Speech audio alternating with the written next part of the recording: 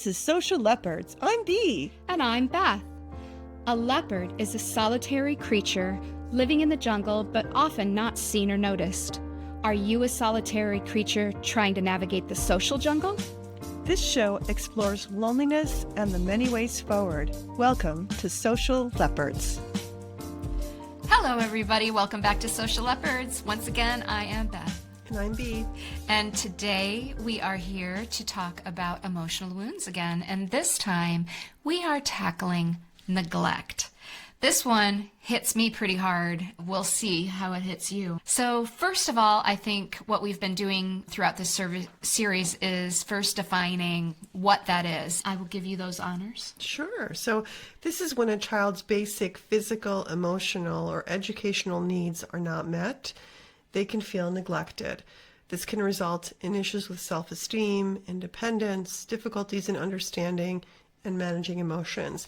And as a school psychologist, former school psychologist, because I am retired. Happy retirement. Thank you. I've seen a lot of this in the students that I would assess. The basic thing that we would see is neglect. And as a matter of fact, we did have a clause. It was called a factor that would be like you would have to exclude, an exclusionary factor before you would assess. And if it was neglect, we would try to get resources in the community and the school to first address that and see how the student functioned after the neglect was taken care of before we would go further. So I think that a lot of people are faced with neglect in their lives. I think you're right. And the fact that this neglect can be felt due to physical neglect, perhaps you had a parent who was not always there for you, or you were a latchkey kid back when that was a thing. I all were. I was definitely before we even knew what that was. Yeah. And then there are the more serious where social services gets involved types of situations of physical neglect. Emotional neglect is the one that I probably connect with the most, because although I lived in a stable household, we all have dysfunction somewhere, right? Yes. And in that case, it was my mother who occasionally had bouts of pretty severe clinical depression and a little bit of OCD sometimes. We might get into that a little bit later, but I would end up feeling a little bit neglected at times. And my dad, God bless his soul, would just expect us to pick up the slack when my mom wasn't up to things. And that felt a little neglectful, I think, to my little brain as a child. And so what would that be like? Making food? Making dinner, doing the laundry, even though it wasn't my week to do it or whatever. I think mostly cooking, because cooking was my mom's thing. I knew if my dad asked me to help with supper or whatever, that something was going on with my mom. And I didn't understand it fully. My dad was not very good about openly discussing my mother's issues. He liked to tell us not to worry. There was nothing to worry about, rather than to be completely transparent about what was going on. And I think I've talked about this, maybe not so much in season 2, but more like way back in season 1. There were a couple of times when Mom went away for a month, and she came back with pottery and art projects and things from her art therapy. And it was just explained that Mom needed some medicine and that they had to test these different medicines, so she had to stay in the hospital. But clearly she had had an inpatient behavioral health stay. And I didn't even know it was called behavioral health way back then, but I knew she was in the hospital because she wasn't feeling good.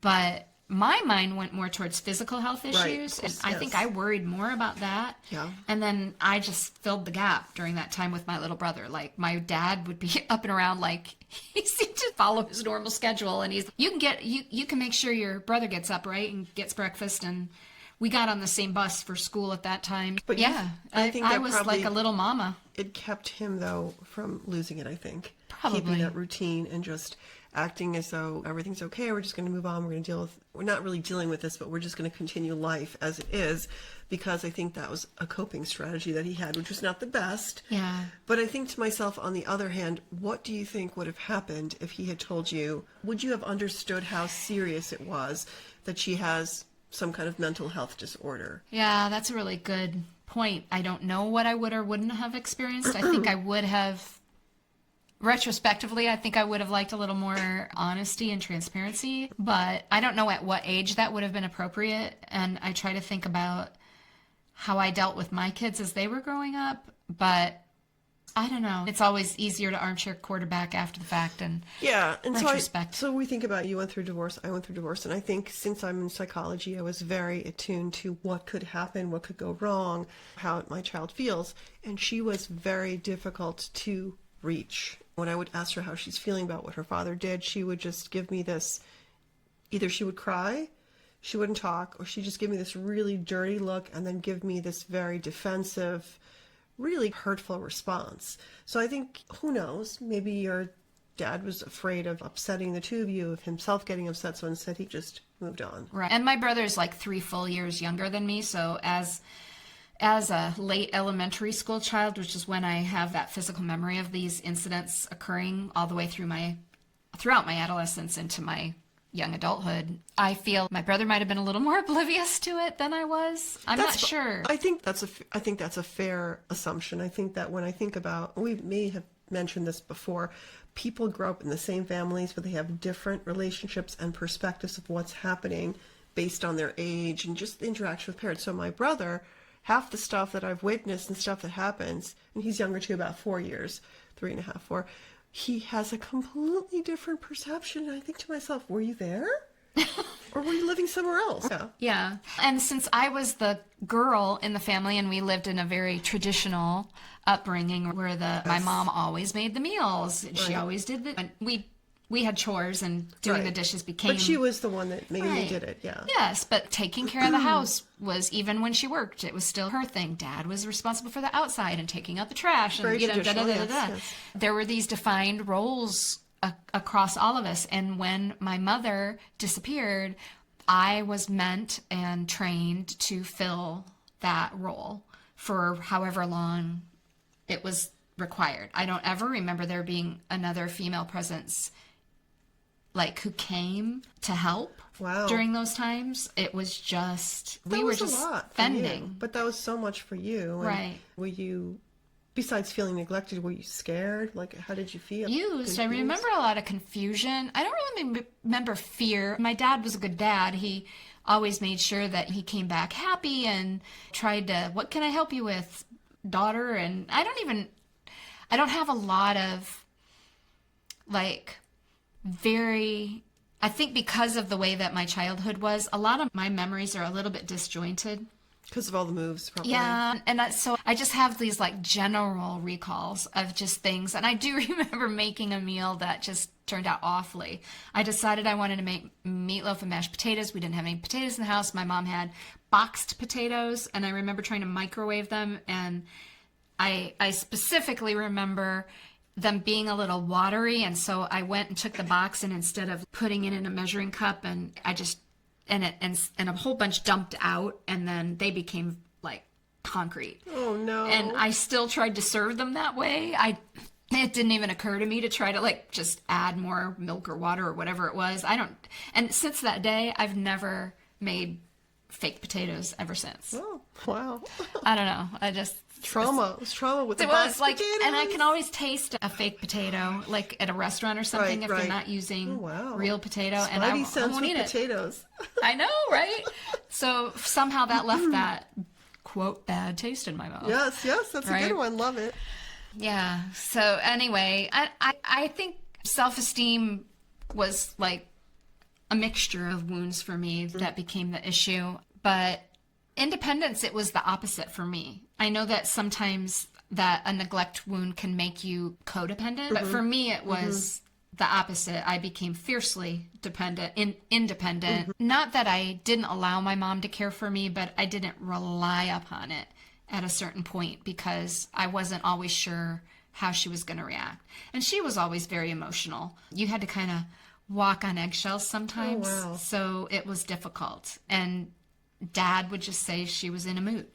And that was as much as we got, explanation-wise. It'll be okay. She'll be all right in a little bit. And I think my mom would get really irritated with my dad because my dad doesn't hold a grudge for more than 5 minutes. And I mostly get that from him.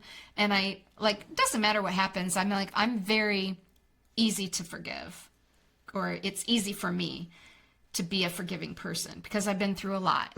It takes so much more time and energy to maintain negativity that it's just not worth it for me. It does. And so I think I still had that inside me, but I still felt like I really wanted my mom to be there for me, and she wasn't. But I also knew that somehow that she couldn't be.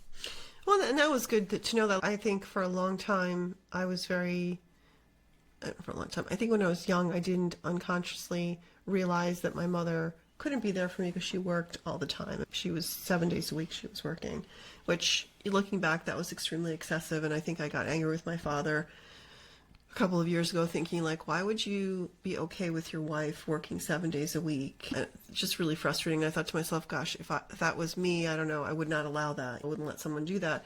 But I don't think she knew any better. So I think for me, that neglect piece was she wasn't there. And I thought unconsciously because she doesn't want to. And it was more like she felt so obsessed, I think. So she was OCD too, and her mother was very hard on her, Yeah. And not so much on me because she really didn't care for me. She liked my brother and she was like obsessed with him. So of course she was older, but from what I understand, my mother would tell me all the things she would make her do. So she had this already OCD nature, and I think she just was overwhelmed with it, that she just did it because that's what she was used to doing. It was like a discipline for her to do it. Oh, wow.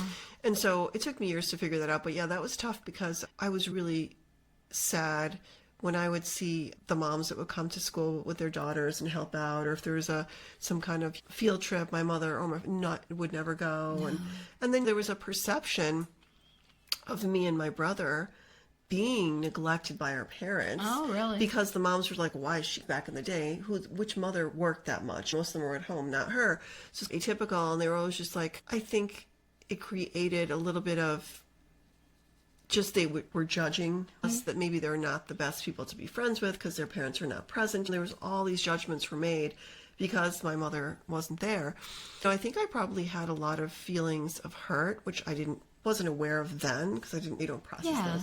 But to your point also, I think I became more independent as well because I had to be. There was no one helping me, and I started getting more comfortable with it. So it was a good thing. But sometimes I think my self-esteem was affected because I wasn't made to feel important. There were times where I should have had my mother go with me to pick out, I don't know, prom dresses or whatever it was, and she could never do it. Or if she did it, it was always like rushed, and she was always angry because she was tired from working and knew she didn't want to be there, and it made me feel like I wasn't as important.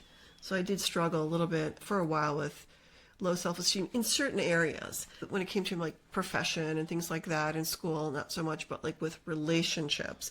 And it was funny, there was a long time when I didn't trust women. I didn't have a lot of female friends because I was projecting what she did onto other people and assuming the worst. And I've gotten better. Sometimes I still have to rethink, like, am I really assessing this person properly, or am I just jumping to conclusions?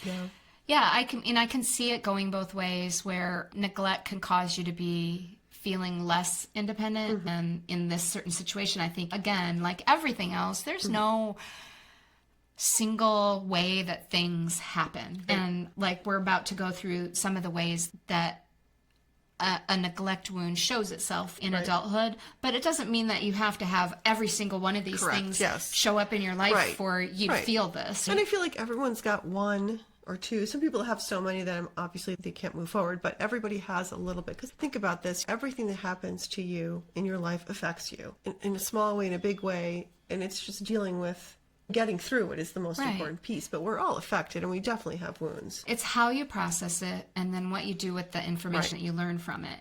And I think that it's a lifelong learning experience. It is. Yep. And there's none of us that can say that we've got it all figured out. There's none of us, even if you specialized in this type of psychotherapy, there's no way for you to say that you're always going to have it all worked out. So definitely don't be too hard on yourselves, people. We all have these wounds to one extent or another. Maybe our neglect wound doesn't it pales in comparison to somebody who didn't get fed. Correct, yes. And their basic needs aren't met. Life needs, their basic social needs were never met as a child. And they were like digging through and eating pickles and drinking the pickle juice for a meal because that's all that was in the refrigerator. That's very interesting. All of those things, people actually do that? Yes. Oh gosh, I thought that was a joke. No, not at all. Okay. And there are families, and I think of addicts. Yes, that's true. And disappearing for a day or two or three, and they have kids in the house that... and those were a lot of kids I encountered during my years as a school psychologist. That was a preponderance of children that would get referred were those, as you mentioned, that had addicts for parents, some kind of mental health issues, where the kids would come to school 3 days in a row in the same clothing. The great thing is I worked for mostly rural school districts, and they had a great cadre of parents and the school nurse and the receptionists that were very in tune to the families because they lived near them. So they had a way of getting help for them. We had all these food drives and clothing drives, and we have a behavior specialist on staff that could give them free counseling. So they really benefited from being in the school. So I was just always so surprised and delighted that we could help them as much as we could and get social services involved. And I was always happy if we got them right away at like age 5, because that's really the best outcome. And I've been able to track a few of them over the span of their lives at school, and some of them have done so well, and it's just so beautiful to see that growing up, getting out of that situation, getting maybe a good set of foster parents, maybe getting adopted, and really thriving. And it's possible. It really is. So if they can do it, I'm sure we can get through the few little self-esteem issues we've got going on. So. That's right. So let's talk about the ways that this shows up in adulthood. You want to start us off? Sure. We just talked about low self-esteem. So you're growing up feeling unloved or unimportant, and then you've got chronic feelings of low self-worth and self-doubt. So that could be very damaging. So should be addressed with counseling, reading books, whatever you can do to pick that self-worth and self-doubt up, not hanging out with people who put you down, obviously. Yes, the big absolutely. One. Yeah, surround yourself with love if you can. Yes. So difficulty forming relationships is another way that this manifests sometimes. And this kind of goes along with a couple of episodes we talked about another wound, the betrayal wound, and fear of intimacy and trust. Right. Trust is difficult when you feel neglected as well. Forming healthy attachments can be hindered when that neglect pops up and you're not able to trust that person's going to take care of you adequately or pay attention even to your needs or wants or desires. Any of those things can impact. Yeah. Also, we have the fear of abandonment, the constant worry that others are going to leave or abandon you, leading to clinginess or avoidance in relationships. We've got, that's interesting. It's like you're either too close, or then someone says, oh my God, you're too close. And you're like, okay, then goodbye. I'm not going to talk to you. So it's just that imbalance that you have because you're so afraid of that person leaving you. And it shows up probably in many things, in friendships, in work, wherever. It's just going to be, you're so afraid that someone's going to leave you or not like you that you get too close or you're just too far away. So then you're in both scenarios, you are impeding your ability to have a relationship because nobody wants you to be too clingy.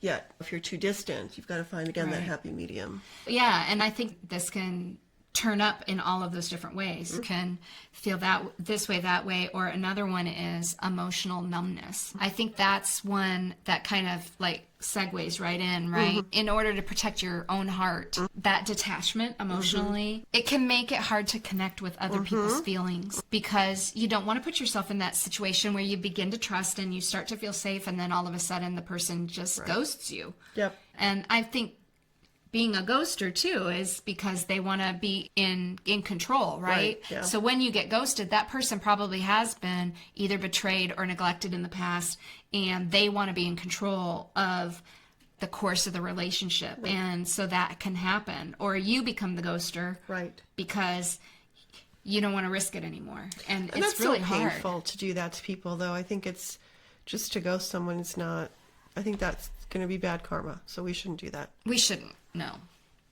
And then we've also, another one that's recurrent is that people-pleasing behavior. I know I'm guilty of that sometimes. Same. Right? But sometimes to avoid that feeling of neglect, you're overcompensating and trying to people please all the time and get that approval from the other person so that you feel that value that you didn't feel because your own parent or caregiver didn't give that to you. But that also is related to what you talked about before, walking on eggshells. Yes. So you think if you do all these things for that person, then they're not going to have that negative reaction, or they're not going to leave, or they're not going to yell at you. And I remember thinking that too sometimes with my mom, like she would get tired or whatever, and I thought, oh, I'm going to do all these nice things for her. So and my parents would fight a lot too. That was a constant thing. And if you know what Rudolph Walter is, so I would fight with him too. He is he's very self-involved sometimes, and he can be very neglectful. So she would get very irritated. So it was a constant thing going on.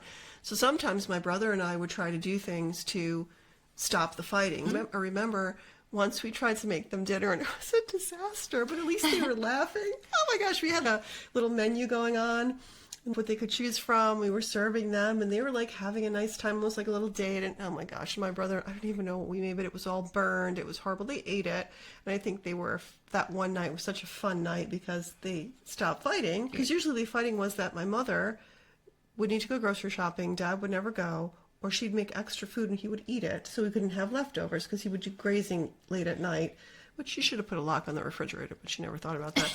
So that was like a lot of the fighting was like that she always had to do everything, and he would just sit with the paper and just wait. Oh, yes, yeah. Every night. That's my mental picture of him. My husband told me that that's how his family was. Like at 5:30, his dad was standing up and sitting down at the dinner table and expecting that as soon as he sat down, that food would be on the table. So if there was something off in the schedule, that was like not good. And also played it in front of him. No, I think they did family style. I don't know. I wasn't there. Rudolph Walter never served himself. It was plated. Really? It was plated, yeah. Wow. Yeah. I can't imagine that. We always did family style meals growing up, and now I do buffet on the countertop. Oh, that's great. Get what you want and that's right. Go sit wherever you want. But yeah, so that's another one. Let's see. Dependency issues. Okay. Yep. Overly dependent on others for validation, support, decision making. Like you cannot make a decision until you have this person confirm whether that's a good idea, not a good idea. And I'll tell you though, the dependency thing though, this is another thing that also happens when people get married or they have relationships, close relationships, even partners, whatever you have, that you can get to the point, just even without any kind of wounds or anything, of getting so used to someone and being so happy that they start making decisions for you that you start becoming so dependent just because it's just easier and you trust that person. So that just could be an offshoot. We have to be careful not to do that because you could start losing your identity and you could get resentful, and it's just not a healthy thing. So you have to use people's advice and take other people's advice into account, but then make the final decision that's best for yourself. Yeah.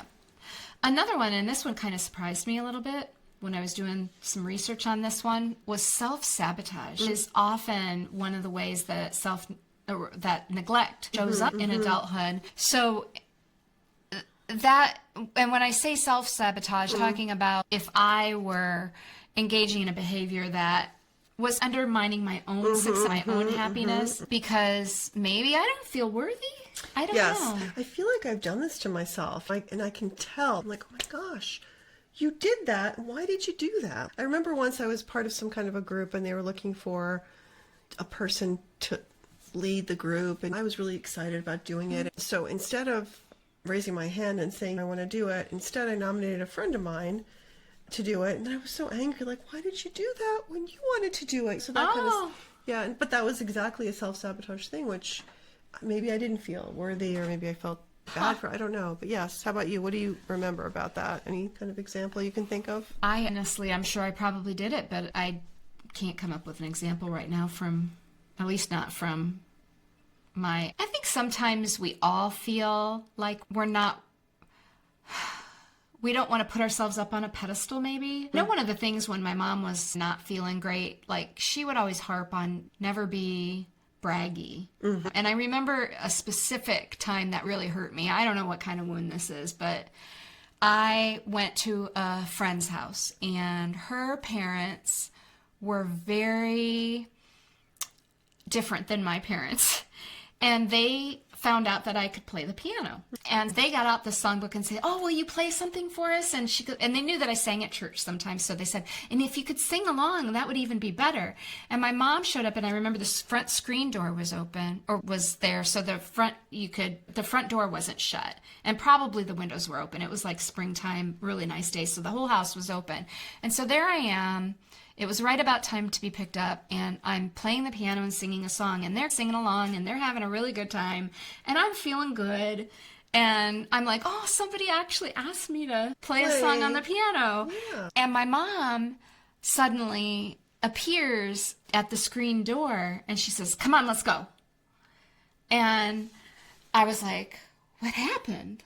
And still to this day, I don't know exactly what happened, but she gave me a whole pride conversation on the way home. Like, she thought it was prideful of me to have the audacity to sing and play piano in front of this family. Certainly they didn't want to be burdened with that type of thing. Right. And I think that was her mental health issues like factoring in somehow. I think but it she was was. never proud of me for any of my artistic stuff. Wow. My dad was. He made up for it in spades, but because he was always all about it, and he loved, I think I sang "Oh Holy Night" at Christmas time from junior high every single year Wow. until I left that church. But I don't know, I think she thought there was a time and a place for it, and then she just couldn't believe that this family would randomly ask me to play the piano, like I forced it upon them or something. It was really weird. That is weird. And I don't know how to explain it. It must have just triggered something in her that she wasn't aware of. And it didn't actually stop me from performing. That's good. But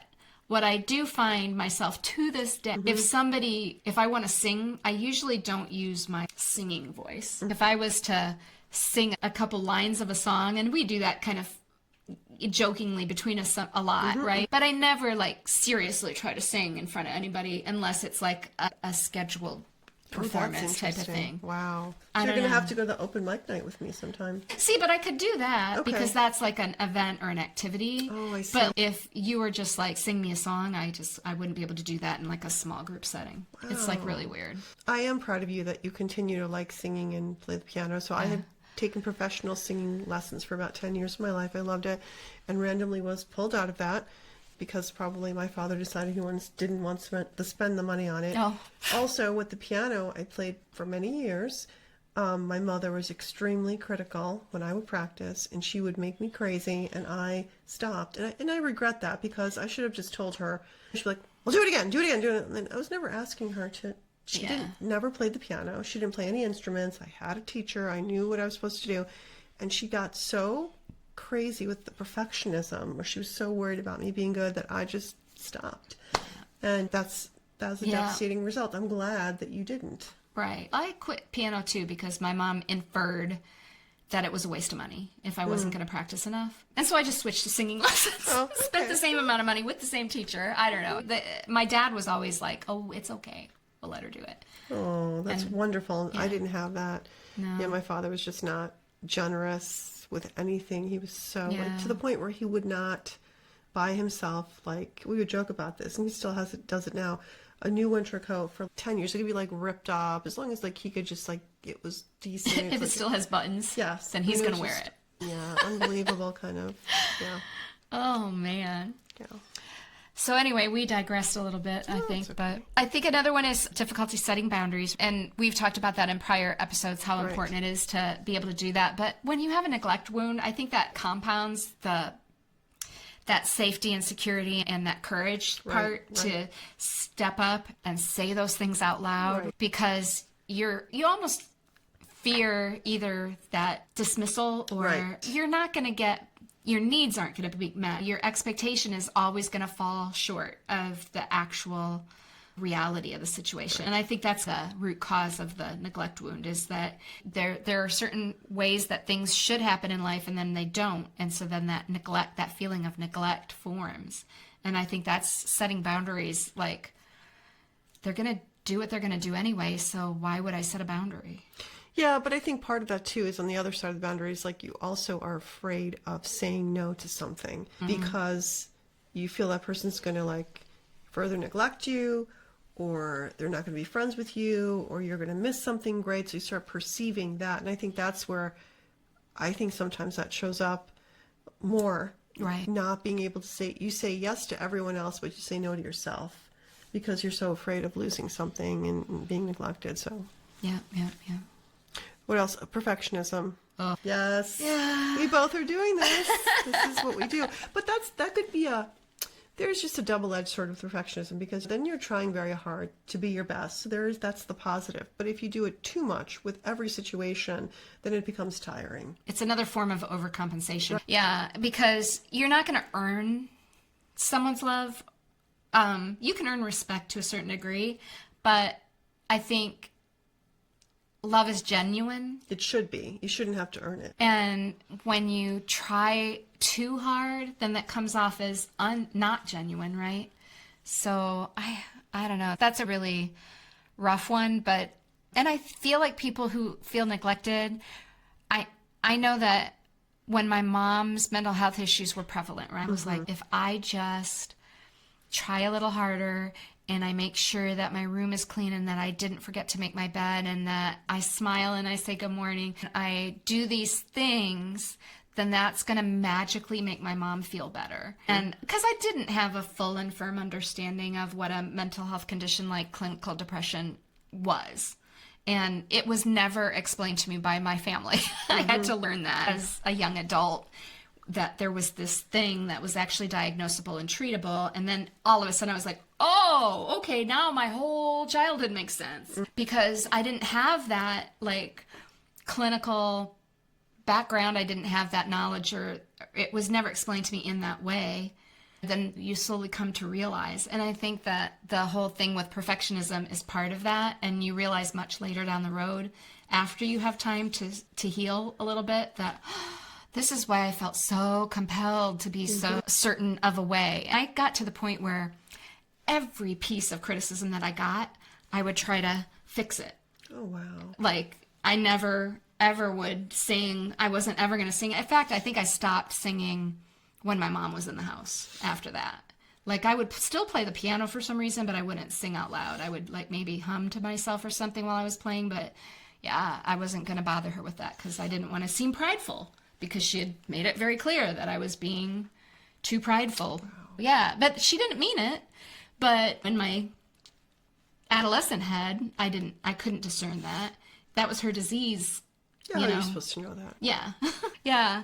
But it is so hard, because when you're a child, you don't have knowledge, you don't have life experience, you don't have any of these things. So of course you're going to react in very like nonsensical ways, or things are going to happen in a certain way, and you're going to do the best you can based on what you know at the time. But you certainly didn't get a full education on mental health stability and diagnoses and what that means in your life. None of that happens. Right. So you're just floating along trying to figure it out. And so if you don't have anyone who can compassionately support that in a way that it makes sense to you, besides, it's okay, honey, everything's going to be okay, but it's not okay. And so you end up saying to your daddy, okay, yeah, I feel better, because he's not going to give you any really helpful information. And then you're going to proceed. And so perfectionism definitely played a part in my later childhood development. Yeah. Big time. And another one related to that is feelings of unworthiness. Oh, like yeah. a pervasive sense of not being good enough or deserving of love and happiness, which is very close to perfectionism. Yeah, absolutely. Moving on from all that yuck to the healing part, right? So healing from the emotional wound of neglect requires a lot of time, requires a lot of effort, and as always, a lot of self-compassion, right? Yep. So here are some strategies that can help you on this journey. You want to start us out? Sure. Recognizing and validating your emotions, as always, which goes along with a lot of different things that we face. We always have to acknowledge feelings that arise from these experiences of neglect, whether they're sadness, anger, fear, and then you have to validate those feelings without judgment. So again, a very difficult thing to do, easy to learn and read, but difficult to do. Yes, absolutely. Seeking professional help is always an option, right? Whether that be a life coach or a traditional talk therapist, whether anything, whether it's just, and if that's not your jam, confiding in a closer friend, if you have that, can really be restorative. And so anywhere where you can find a safe space to just discuss your feelings and sort them out. I did a lot of sorting of those emotions as I learned things, but there were a couple of times where I had friends that I could talk to, and a couple of times when I was in therapy and I was able to just confirm or validate how my childhood actually impacted the way that I perceived things. And then you work out then from that point how you can develop coping strategies that will actually provide that long-term healing and remediation of some of those things that you feel compelled. And like I said, I still feel uncomfortable to this day, and I'm way older than I was as an adolescent, but it still impacts me. You might not be able to fully cure all of the symptoms that you feel after you are wounded. Right. That wound will be there in some form or fashion for the rest of your life. It's just you don't want to constantly be tearing it open and feeling the full breadth and width of that emotion. You want to be able to like start to shut it down and compartmentalize it so that not everything triggers it, right, but that only on occasion you feel it. And I will be, oh, why do I still do this? And because I do. And is that the worst thing? No. I'm going to pick what I work on and what I can just let it be. It is what it is at some point. What's another one? So building a support network. Oh, there you go. That's always good for everyone. You have to surround yourself with supportive friends and family who can understand you and give you emotional support. And then building strong, healthy relationships can be very healing as well. Yes. If you have someone who enjoys hearing you sing, is better than someone who is going to continue to say, oh, please don't sing in my presence. Right. Because then that's just going to tear that wound open. So luckily I don't have that. My husband found out I like to sing, and he immediately, when I moved up here, tried to find groups. And how sweet. B and I sing in a community choir together, and he actually was the one that found that group. Yeah. I didn't realize that. Out on the internet somewhere. That's really nice of him. Yeah, and so I reached out and joined it, and then many years later I got you to join along with. Yeah. Yeah, there's a lot of ways to do that. And practicing self-compassion is another strategy, of course. We alluded to that a couple of minutes ago. Being kind to yourself and understanding that the neglect that you experienced, it's not your fault. And you need to treat yourself with the same kindness that you would offer a friend. We've talked about that a lot of times too. And realizing that you did not cause this neglect wound to form, that you didn't ask to be neglected, you did not want to feel any certain way that was negative. You have to turn that around and give yourself grace and feel there are other ways to go. And then that's part of that journey of self-discovery. But just starting with, it's okay. It's okay. You felt that way and you don't need to feel that way anymore if that's as far as it goes, that's a good starting point. Yeah. And we've talked again about setting healthy boundaries. We know what that is. We've talked about before. Self-care. Yeah. Again, prioritizing activities that promote physical, emotional, and mental well-being, exercising, meditation, hobbies, spending time with loved ones. An interesting one here is, we haven't talked about this one, reconnecting with your inner child. Oh, yeah. Which I think about this all the time. Like when I am feeling down, I think, what did I do that I enjoyed, that I can still do now when I was a kid? Now, I did love rollerblading, but I feel like, sadly, the ship has sailed. I did try it a few years ago, almost killed myself, and I was an expert rollerblader. So that was very sad, but I realized I'm just too old to be doing that. So I'm not doing that one. I went down and then I couldn't get back up. Oh, no. I no longer could do the balancing act. I finally got up in the grass. Okay. And then, and then I was like, I'm putting these away, and then they're not going. Yeah, and it wasn't good that when I did it, I have a friend who's very sporty, and she decided to challenge us by going down a hill. And I did have a break, like I have a break in the front of the boot, the rollerblading ski, but I thought, and it was on a just newly paved street, and I thought, I just saw my life flash before my eyes and decided that I'm going to end this journey now. So yes, but yes, the balance becomes Betsy. harder when you get older. I still am pretty good at skiing, but it's different. It's a different kind of thing. You've got yourself in that snow, and if you've got good powder, it holds you in. The boots are really stiff, but rollerblading, you just have to be young. You got to be young to do that.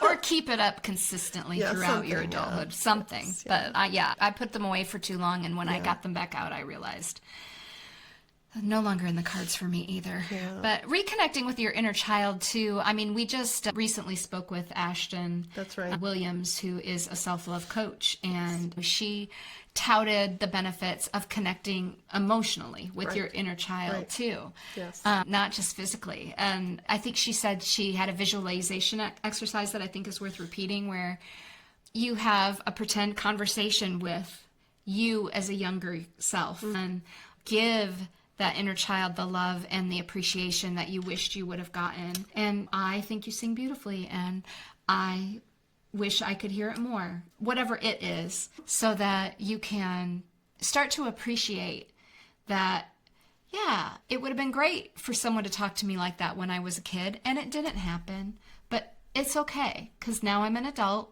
and now I can acknowledge this, and then that will allow that healing to start. But I bet that you were so aware of what not to do that when your kids were little, you never treated them that way. No, encouraged all of their creative sides to the greatest extent possible, for so sure. You learned something from Yeah, that. I didn't let the cycle continue. Exactly. My husband has a story of a lot of strong discipline, I guess is what we'll call it. I call it physical abuse, but Okay.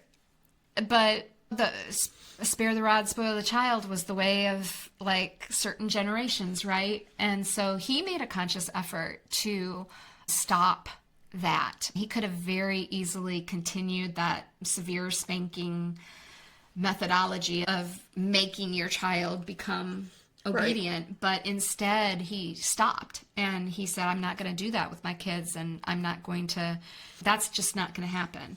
And I think that he learned with his own children how to talk things out, and they started working on things more, taking the favorite thing away or grounding and stuff like that. Definitely stopping that cycle.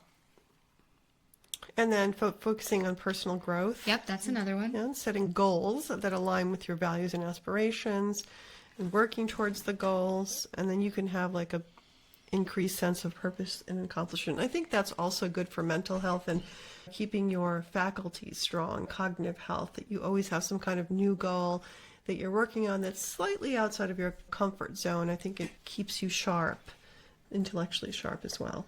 I agree. Yep. And then there's developing emotional awareness, right?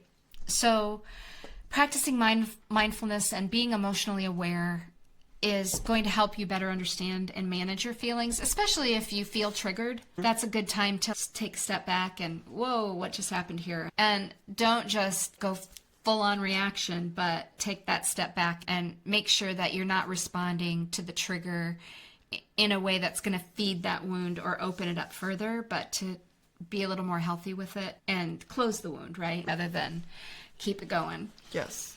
All right. And the last one is fostering self-worth. We have to always remind ourselves of our strengths and accomplishments, positive self-talk, affirmations, also writing down things that you feel you're good at and reminding yourself of that all the time. I sometimes, when I think about it, try to create those lists of gratitude and lists of great things that happened to me today and things that I'm good at, and thinking about positive comments people have given me for certain things. And then so you're increasing that belief that there are great things that you have, great things that you should be proud of. Right. Like your singing and your piano playing, which is fabulous, and you're so good at it. Aww. I was so impressed when Jeff couldn't come to help us, to accompany us during the chorus rehearsal and choir rehearsal, and you were just so ready and so positive and did such a great job, and I was really sad that he showed up. We're not going to tell him that. I couldn't play all of those songs, and I certainly don't play them like Jeff plays them. I know, but it was great. You were great. Yeah, I like to keep that skill going. Yes. Yeah. I always say, though, that I have more of a skill than a talent for piano because it doesn't come naturally. I can't, just sit down. One of the things I think I enjoy about Jeff is he can embellish the music. He can. And well, sometimes a little bit too much. things become less recognizable, but he does do a lovely Yes, job. but, and he's always, it's funny because I said something to him and he said, no, I just have to do that. I just have to do it. I'm like, Yeah, okay. yeah. He's very creative. Yes, he's very and creative. very highly creative. He is. And so it's very different. It is very different. Style. I look at the notes that are on the sheet of Yes. paper and I play them. That's how I play. But at least you can do that. At least Yeah. you can read music well, so Yeah. that's a skill within itself. Not everybody gets that opportunity to be given music lessons. Yes. Beyond those schools that have cursory 2 years of some sort of instrument, then Yeah. it's done. I know it's always the same thing with foreign language. They never start soon enough. They never go on long enough. So we're missing these amazing moments to teach kids language really well. So I agree. Yeah. So any other thoughts before we depart for today? I don't think so. I think we've covered a lot. Of course, there's more to cover, but I think that's a lot of information. It is. Remember that you are enough. Remember that these wounds of your past do not have to dictate your future. And even if you're starting out a little later in life, it's always worth self-improvement, the time that you take to think about how you can make yourself there's like a 1% happier. I think that's a book or a podcast. I think it's or also something. a podcast, Yes. yeah.